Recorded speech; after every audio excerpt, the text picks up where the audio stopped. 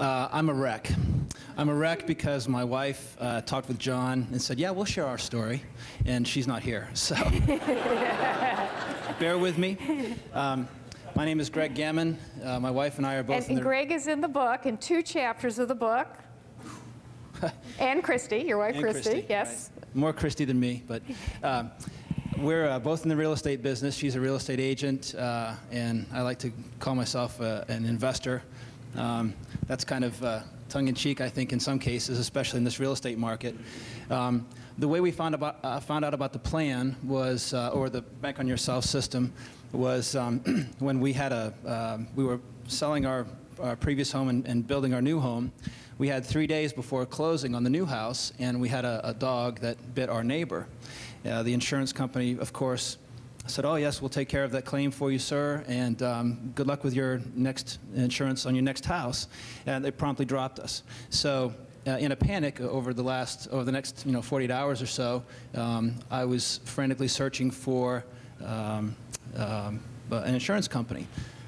Hooked up with a gentleman that had Nelson Nash's book on the table, and after we went through the process of talking about homeowners insurance, he said, I'd like you to read this book. And I said, sure, whatever, thank you, and I walked out.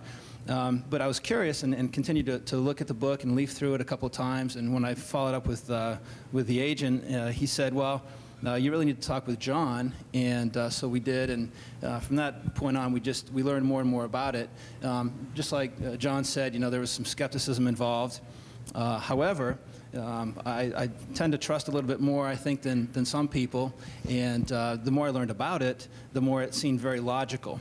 And what we've used the plan for over the last several years, we've had a policy, I think, for 7 years now. 7. You actually have how many policies? We have 4 total. 4 policies. And you have 5, right? Yep. And you have 2. Okay. Don't worry. We'll give you time. We'll give you time. Over the last several years, we've used it to finance our real estate business.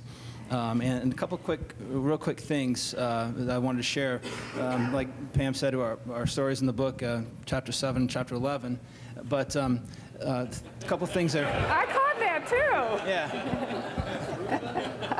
Through 11, yeah. And those aren't bankruptcy chapters. They're actual. We've purchased some real estate. We've used the money to improve the properties. What I think is significant and I'd like to share is that my stepdad passed away a couple years ago and left us an inheritance. And part of the inheritance was involved in IRAs and 401ks and things of that nature. And so to cash those out, as Pam mentioned in the presentation, there is a penalty that you have to pay if you take it as an early withdrawal. And so in a moment of clarity, I called John, and we had a couple meetings over the subject. He suggested, well, go ahead and cash out those policies and use the money if you need it. So we did, and we fortunately had enough money in our banking system that we could offset the tax penalty by making a charitable contribution with the money we had in our banking system, if that makes sense. So at the end of the year, the 10, 12, 15% or whatever it was that we paid was offset by the charitable contribution that we made to basically an orphanage in Zambia, Africa, over for the course of that year. The second story is one that's a little more recent, and I don't think it's really covered, although Christy talks about it in regard to the property that we'll sell. We had an investment property in Delaware that unfortunately went a little bit longer than what the 3 or 4 months that we had hoped. It was 2 years, actually. And when we interviewed for the book, we were in the process of waiting for it to sell. We had taken a policy loan to do some of the improvements on the property, which is a very practical expense for the kind of business that we're in. And as a result of that, taking that policy loan, we were pretty much depleted as far as our cash reserve. And that's obviously a little bit nerve-wracking. In August, before the home sold, I got a call from my stepbrother. My stepbrother lives in North Carolina, incidentally the same area that we were when we talked on the phone for the interview. And he said, well, we're having a daughter, a little girl in 4 days. Would you like to adopt her? And I man, that's 4 days away. Absolutely. What do we need to do? And went through all the legal channels and things of that nature. the one thing that we really didn't think about during that conversation of saying, yeah, sure, is the financial expense that goes along with adopting a child. And typically there's a several-week, sometimes several-month process, legal and other practical things that we have to prepare for. Well, we got to the hospital in the Outer Banks of North Carolina, and they said, well, here are the fees that you need to pay, and how are you going to settle that up? And I said, well, gee, I'm not really sure. Christy, what do you think? Well, let's call Rita. We called Rita. You have money in your account. Let's in your policy. Fax a couple forms. Sign those out. We'll get those back to you. We'll get the money into your account.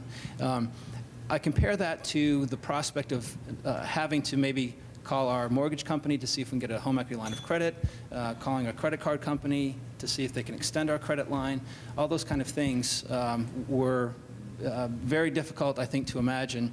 And the opportunity to adopt a little girl on such short notice would not have been possible in this particular case had we not had that money in our banking system. There, by the way, there is one question that they will ask you when you take a policy loan.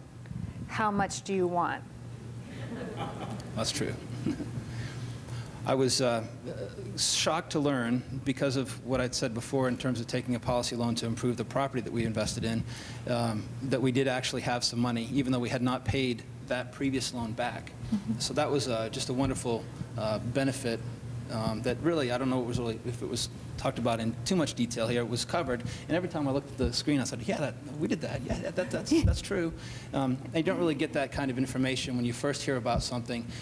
It's always an encouragement to talk to somebody like John, and he can attest that we've called several times in a panic saying, can you explain this to us and help us understand this? It's a wonderful program. Thanks.